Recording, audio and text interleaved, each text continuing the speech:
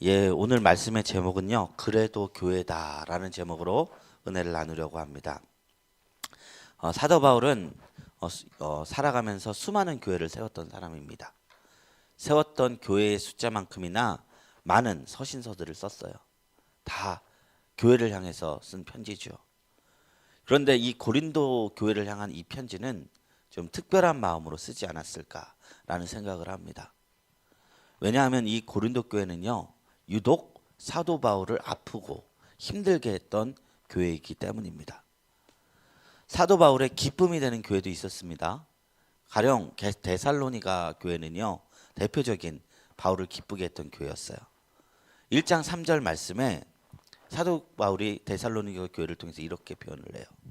믿음의 역사와 사랑의 수고와 소망의 인내가 있는 교회다. 이렇게 말했고요. 2장 19절 20절에는 예수 그리스도께서 강림하셨을 때 너희는 우리의 영광이고 기쁨이다 라고 얘기했던 그런 교회였습니다. 또 빌립보 교회를 향해서 사도 바울은 이렇게 말했어요. 4장 1절에 나의 기쁨이요 면류관이며 사랑하는 자들이다 이렇게 말했습니다. 물론 이 교회가 완벽하지 않았고 문제가 없지는 않았겠지만 오늘 본문이 이야기하고 있는 이 고린도 교회가 안고 있는 문제와는 비교할 수 없을 만큼 작은 문제들이었어요. 고린도 교회는 굉장히 많은 문제가 있었던 교회입니다.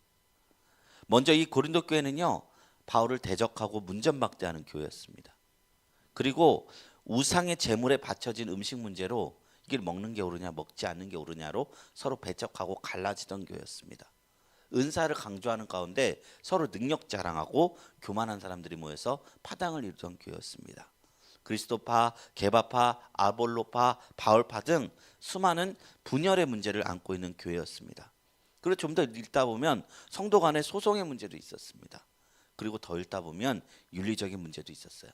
충격적이게도 어떤 아들이 아버지의 첩을 취하는 그런 윤리적인 문제를 범했음에도 그에 대해서 아무 말 하지 않고 침묵을 유지했던 교회여서 사도 바울이 그것을 지적하는 장면도 나옵니다. 그런데 이런 본문, 이런 수많은 문제를 안고 있는 고린도 교회를 향해서 사도 바울은 첫 인사를 어떻게 열고 있죠? 놀랍게도 평안의 인사를 나눕니다. 3절 말씀이에요. 하나님 우리 아버지와 주 예수 그리스도로부터 은혜와 평강이 있기를 원하노라. 저 같으면요, 너희는 교회가 아니다 라고 말했을 것 같습니다. 그런데 사도 바울이 무언가 책망과 지적을 하기 앞서서 여전히 너희는 하나님의 교회다 라고 말하고 있는 장면입니다. 그 많은 아픔과 문제점이 있었지만 하나님은 여전히 고린도 교회를 사랑하시고 은혜와 평강을 받기 합당한 하나님의 교회임을 먼저 이야기하는 장면인 것입니다. 오늘날 교회도 마찬가지예요. 교회가 예수님께서 세우신 유일한 공동체입니다. 그럼에도 불구하고 걸어온 수많은 걸음들을 살펴보면 자랑스러운 순간도 있었지만 부끄럽고 실수를 저질렀던 순간도 있습니다. 아니 그런 게 더 많을 수도 있습니다. 이를 우리가 외면할 수도 없고 축소해서도 안 됩니다. 그대로 인정해야 합니다. 성경이 다윗을 위대한 왕이라 부르지만 다윗이 취했던 그 추악한 죄를 민낯을 그대로 우리에게 보입니다. 그럼에도 불구하고 내 마음에 합한 자다라고 말하고 있어요.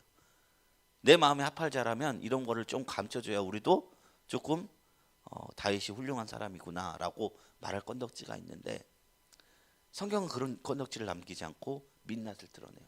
그 죄인됨. 교회도 그렇다는 거예요. 드러내야 됩니다.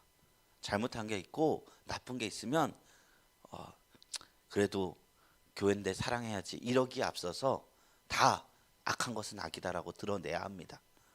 그런데 그 목적이요, 그 교회를 멸망하고 무너뜨리고 조소하고 조롱함에 있지 않고 이 교회를 사랑하기 위해서 그렇게 말해야 되는 줄로 믿습니다. 얼마 전 호주의 힐송 처치의 창립자였던 프랭크 휴스턴 목사가 아동 성학대 의혹이 일어나서 아들이었던 브라이언 휴스턴 목사가 사퇴한 일이 있었습니다. 힐송처치가 어떤 처치입니까? 어떤 교회입니까? 전 세계의 CCM 워십을 이끄는 교회였어요. 저스틴 비버나 NBA의 스타인 케빈 듀란트라는 선수도 출석하는 교회로 유명합니다. 우리나라에도 힐송처치의 찬양들을 번역해서 경배와 찬양을 참 많이 했어요. 주님 손에 맡겨드리리, 주님과 같이 내 마음 만지는 분 없네, 거친 파도 날 향해 와도 주와 함께 날아오리리, 폭풍 가운데 나의 영혼 잠잠하게 주를 보리라. 다 힐송처치에서 나온 노래입니다. 저 또한 청년 시절에 즐겨 부르던 찬양이기도 합니다. 그래서 제가 충격이 참 컸어요. 주님이 세운 공동체를 사람들이 다 망쳐버리는 것 같아서 속상하기도 했었습니다. 이런 일들이 저 멀리 호주에만 있습니까? 한국에도 참 많습니다. 너무 많다 보니 일일이 결혼하지는 않겠습니다만, 이런 사건들이 교회 안에서 실족하는 사람들을 만들기 시작합니다. 그래서 교회를 떠난 성도들이 생겼습니다. 한 10여 년 전부터 이제 생긴 단어인데요. 가나안 성도라고 그런 말이 생겼어요. 교회를 안 나가는 성도. 교회 다니니까 오히려 신앙이 무너지는 상황이 벌어지니까 차라리 나는 안 나가고 예수 믿겠다. 안 나가를 거꾸로 하면 가나안. 그래서 가나안 성도라고 부른 것이죠. 어떤 분들은요, 교회가 이렇게 타락하는 것이 말세가 왔기 때문이다라고 이야기합니다.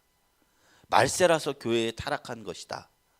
그래서 말세 탓만 하는데, 제가 역사신학 전공이잖아요.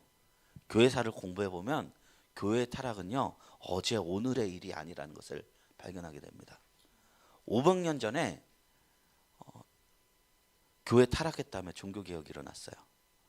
1000몇백 년 전에 사막교부들은 교회가 타락했다고 사막으로 들어가면서 은둔하며 영성훈련하는 사막교부들이 생겨납니다. 심지어 본문 말씀의 고린도 교회는요, 한 55년 전에 쓰여졌다고 성경학자들이 추측하거든요. 예수님께서 승천하시고 20년도 안 된 교회입니다. 그럼에도 불구하고 벌써부터 타락한 교회 모습들이 나온 거예요.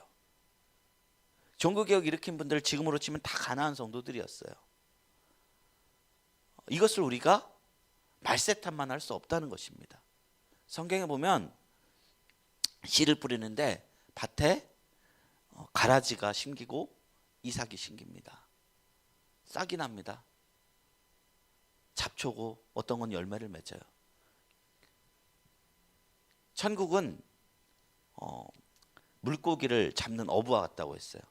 물고기가 그물을 던져서 다 이렇게 잡는데, 그 배 안에 들어온 물고기 중에 상품성이 있는 거는 갖고 없는 거는 이렇게 내버리듯이, 주님의 몸된 교회에서도 이삭 같은 일이 일어나고 가라지 같은 일이 일어날 수 있다는 겁니다. 근데 그거를 이제 우리가 극복 못하면 언제나 넘어지고 실망하고 그러면서 나의 신앙을 무너뜨리는 그런 일만 계속 반복된다는 것입니다. 우리가 더 굳세져서요, 소위 말하는 사탄의 일들이 교회에서 일어나지 않고 하나님의 자녀로서 교회를 더 거룩한 한 사람으로서 섰으면 좋겠습니다. 사도 바울은 이 땅의 교회의 불완전함을 충분히 인식한 사람이었습니다. 그럼에도 불구하고 교회에 대한 소망을 놓지 않습니다. 이것이 우리가 생각해 보아야 할 지점입니다. 하나님은 오늘날에도 유일하게 교회를 통해서 주님을 소개하시고 복음을 전하시며 하나님의 사람들을 길러내고 있습니다. 부족하고 연약함에도 불구하고 말입니다. 이것은요, 과거 하나님께서 택한 이스라엘 민족을 다루시는 모습과도 비슷해요. 이스라엘은 하나님께서 직접 세우신 제사장 나라였습니다. 아브라함을 불러서 언약을 주시고 이집트의 압제 속에서 모세를 불러 출애굽시켜 주시고 가나안 땅에 정착시켜 주셨습니다. 그런데 그럼에도 불구하고 이스라엘 백성들은 하나님을 등지고 우상을 숭배하고 하나님께서 원하시는 모습보다는 반대의 길만을 걸었습니다. 하나님께서 백성들과 언약을 맺었는데 백성들이 자꾸 언약을 어겨요. 그러면 어떻게 해야 돼요? 상대방이 파기한 언약 지킬 필요 없죠. 뭐 우리로 치면 계약자가 성실히 의무를 다하지 않아요. 그러면 계약금만 딱 먹고 그냥 손절하면 그만입니다. 그런데 하나님께서는 계속해서 이스라엘 민족의 손을 붙잡고 회개하라 촉구하시고 품어주시고 안아주시고 걸어가셨습니다. 이것이 교회를 향해서 하나님 아버지가 품고 있는 마음이라는 것입니다. 호세아서를 보면요, 하나님께서 호세아를 통해서 음란한 고멜이라는 여자를 아내로 맡게 하십니다. 그런데 이 여인이 계속 다른 남자와 다른 남자 아이를 잉태해서 오는 거예요. 호세아의 마음이 찢어집니다. 그리고 하나님께서 말씀합니다. 그 자녀 이름을 로루하마라, 로암미라 지르라, 이름 지으라 했습니다. 로루하마라는 뜻은요, 내가 다시는 이스라엘을 긍휼히 여기지 않겠다라는 뜻이고요. 로암미는요, 너희는 내 백성이 아니오, 내가 다시는 너희 하나님이 되지 않겠다라는 뜻입니다. 그게 1장의 내용이에요. 그런데요, 그 1장의 내용이 끝나기도 무섭게 바로 2장에 하나님께서 다시 호세아에게 말해요. 너희는 형제에게 암미라 하고 루암이라 말하라. 암미는요, 내가 긍휼히 여기겠다. 루암이는요, 내가 너희의 하나님이 되겠다 라고 말하신 것입니다. 우리도 싸울 때 그러잖아요. 가끔 사랑하는 사람과 싸울 때 내 생각도 아닌데 말할 때 있습니다. 내뱉을 때 있습니다. 그냥 화가 나서, 그러니까 혈기라고 하죠. 네. 그래서 가만히 돌아보면은 무시무시한 말도 많이 해요, 싸울 때는. 근데 그게 우리의 본심입니까? 네, 본심이기도 하겠죠. 고개를 이렇게 하시는 거 보니까 본심이라고 생각하시는 분들 있겠지만, 제가 말하려고 하는 의도 아시지 않습니까? 그러니까 딱 시간 지나서 이제 머리가 식고 돌아보면 내 본심은 그래도 여전히 사랑하는데 라고 말할 때가 많이 있다는 것이죠. 하나님이 우리에게 말하는 그 심판의 메시지가 우리를 사랑하셔서 화딱지가 나셔서 내뱉지만, 우린 그거에 좀 벌벌 떠는 면도 있지만, 하나님의 본심은 재앙이 아니라 평안이라. 암미라, 루암이라. 하나님의 본심은 로루하마, 로암미가 아니라 암미와 루암미입니다. 그래서 하나님께서 이스라엘 백성 때문에 마음 아프시고 분이 나실지라도 결코 버리거나 떠나지 않은 그 심정이 그 호세아서에 담겨진 것입니다. 하나님은 우리 교회 공동체를 그런 눈으로 보십니다. 우리는 고린도 교회의 모습을 통해서 그 교회를 손가락질하는 것이 아니라 우리 자신 속에 잡혀있는, 오늘날 교회 안에 잡혀있는 뿌리 깊은 죄성과 직면하게 될 것이고, 그리고 그럼에도 불구하고 우리를 포기치 않으시는 그리스도의 사랑을 만나게 됩니다. 하나님께서는 그 많은 문제가 있는 고린도 교회를 어떻게 다루셨습니까? 도리어 더 큰 은사와 지식과 지혜가 충만한 역사들로 채워주셨습니다. 5절부터 7절이에요. 이는 너희가 그 안에서 모든 일 곧 모든 언변과 모든 지식의 풍족함으로 그리스도의 증거가 너희 중에 견고하게 되어 너희가 모든 은사의 부족함이 없이 우리 주 예수 그리스도의 나타나심을 기다림이라. 하나님이 교회 그 있잖아요, 우리 중에 지체 중에 더 연약한 자를 더 존귀하게 함으로써 평탄하게 하신다는 그 말씀이 있잖아요. 고린도 교회가 왜 그렇게 은사 많이 나타났어요? 왜 그렇게 기적이 많이 나타났어요? 이 교회가 더 신령하고 하나님 뜻에 합해서 그렇지 않다는 것입니다. 이렇게 해야지 이들이 하나님을 믿을 것 같으니까 하나님께서 나름대로 부어주시고 채워주시고 부족한 부분을 이렇게 보완해 주신 겁니다. 요한계시록에 보면요, 빌라델비아 교회였나요? 갑자기 생각이 안 나네요. 제가 틀렸다면 말씀해 주시기 바랍니다. 적은 능력을 가지고도 하나님을 배반하지 않은 교회가 있어요. 그러니까 어떤 교회는 능력이 많이 나타나고 크다고 해서 무조건 하나님의 임재가 가득한 교회가 아니라는 것입니다. 하나님의 칭찬만 받는 교회 중에서 그 적은 능력으로도 하나님을 배반하지 않은 교회가 있었다는 것입니다.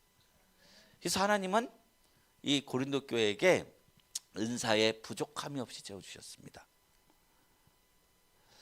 그럼에도 불구하고 고린도 교회는 너무나 많은 문제들을 갖고 있었죠. 언제나 현실은 이상보다 떨어지기 마련입니다. 때로는 떨어지다 못해 절망스러울 수도 있습니다. 저 또한 한국 교회를 생각할 때마다 너무나 비통한 마음이 들 때가 있습니다. 그런데 결국 깊게 생각해 보면 그것은 남의 죄가 아니고 나의 죄입니다. 제가 신학을 공부하던 시절에는 날카롭게 한국 교회의 죄악을 지적하고 까마귀 노는 곳에 백로야 가지 말라. 내가 그들과 다른 존재라 생각했습니다. 그러나요, 결국은 돌이켜 보면 그것은 가장 쉬운 일을 했을 따름입니다. 언제나 사랑하는 것이 미워하고 정죄하는 것보다 어렵습니다. 우리가 쉬운 길로만 가면 욕하면 그만이지만 어려운 길로 가야 합니다. 사랑하는 겁니다. 정죄하는 것보다 책임감 있게 내가 그 교회의 일부가 되어 씨앗을 심으며 내일 세상이 무너져도 한 그루 사과나무를 심겠다는 종교개혁자의 정신으로 씨앗을 심으며 선한 교회를 꿈꾸며 잉태하며 살아가는 것이 오늘날 우리 성도들과 사명자들에게 하나님께서 바라시는 것이 아닐까 싶습니다. 이런 자들을 통해서 교회는 늘 새롭게 되고 변화되고 다시금 개혁을 이루는 역사가 일어났습니다. 그게 교회사였습니다. 구약 성경에 보면 요나가요, 니느웨의 망함을 예언했다가 니느웨가 망하지 않으니까 분노해서 하나님께 차라리 죽여달라고 따지죠. 그러나 하나님은 그 악한 도시에 있는 사람과 동물들을 너무나 아끼셔서 그들을 회개하기 원하셨습니다. 하나님도 오늘날 교회를 보시며 돌이키고 회개하여 주님의 평강 가운데 거하시길 바라실 것입니다. 바울은 그런 의미로 오늘 본문 말씀 속에서 사랑의 인사를 나눈 것입니다. 이것이 오늘 본문 말씀이 우리에게 주어주는 메시지인 것입니다.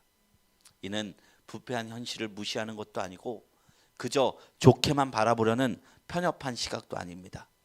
하나님의 마음을 가지고 축복하며 하나님의 기대를 이루는 공동체 되기를 원하는 마음이 담긴 인사라는 것입니다. 도미노 피자 아시죠? 목요일마다 할인하는 40% 할인하는 맛있는 피자입니다. 이게 미국에서 시작된 피자 브랜드인데 우리나라에도 아주 대표적인 피자 브랜드가 됐죠. 수천 개의 가맹점을 가지고 있습니다. 근데 이 피자집의 창업자인 톰 모나건이라는 사람은 고아였습니다. 미시간주 잭슨에 있는 성 요셉 고아원에서 자란 사람이었습니다. 그는 학창 시절 방황하여 문제아로 찍혀서 퇴학을 맞기도 하였고 여러 번 사고를 일으켰습니다. 왜냐하면 그 안에 그 공허함이 있었기 때문에 그렇게 방황함으로써 그리고 어김으로써 어른들에게 반항함으로써 자기를 증명하려 한 것이겠죠. 그랬던 그가 어엿한 사업가로 설 수 있었던 이유는 그럼에도 불구하고 그를 믿어주고 사랑으로 돌봐주었던 고원의 한 수녀님이 계셨기 때문이었습니다. 그가 사고를 치고 돌아올 때마다 꼭 하나님은 너를 절대로 버리지 않으신다. 너는 큰 별을 따는 사람이 될 것이야 라고 축복하고 격려했답니다. 매번 오늘 잘못하면 오늘 하고 그리고 또 잘못하면 또 격려하고 또 격려하고 또 격려하고 그 신뢰와 격려 속에서 톰 모나건은 변화가 시작되었습니다. 마음을 다잡고 피자 가게에 취직했습니다. 그리고 열심히 일해서 자신의 피자 가게를 내게 되었는데 그것이 오늘날 도미노 피자의 시작이 되었답니다. 그는 성공한 사업가가 되기도 했지만 많은 사람에게 신앙을 전하는 자가 되었습니다.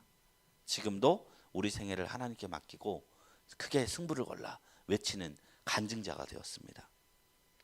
사랑하는 성도 여러분, 우리 너무나 안타까운 현실 속에 있는 교회를 격려해 보지 않으시겠습니까?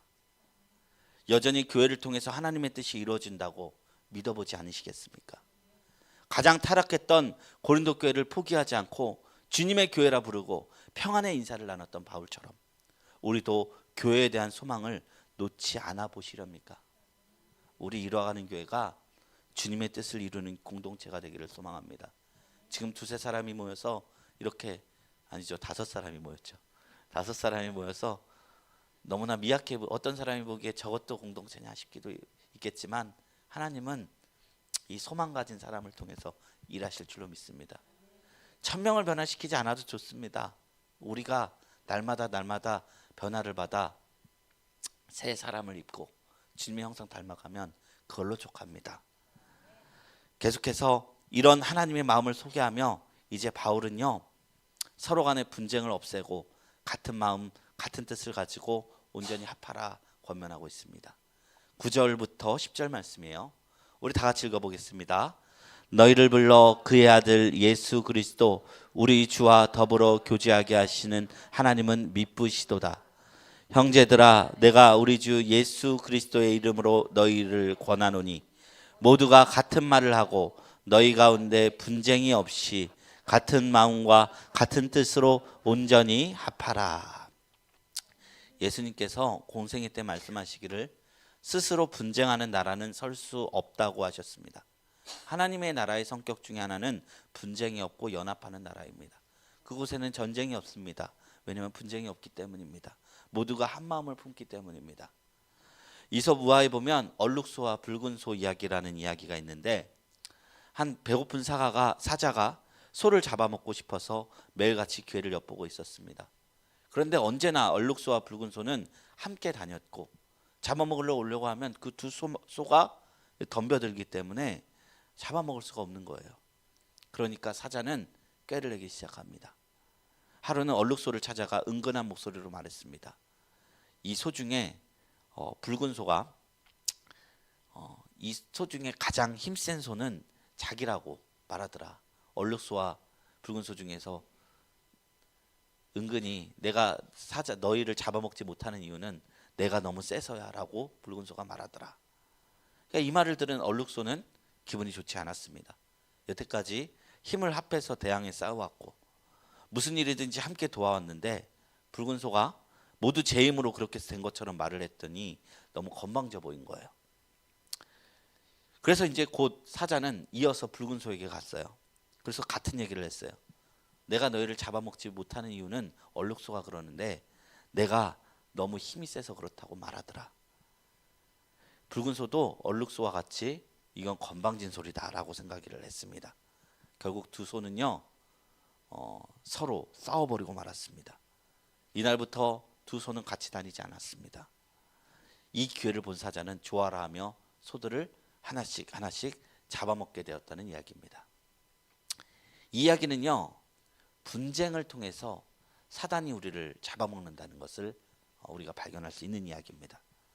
사탄은 우는 사자와 같이 삼킬 자를 찾고 있는데 우리가 손을 꼭 잡고 서로를 위해 중보하고 기도하고 서로를 비판하지 않고 품어주면 사단이 틈탈 수가 없어요, 교회를.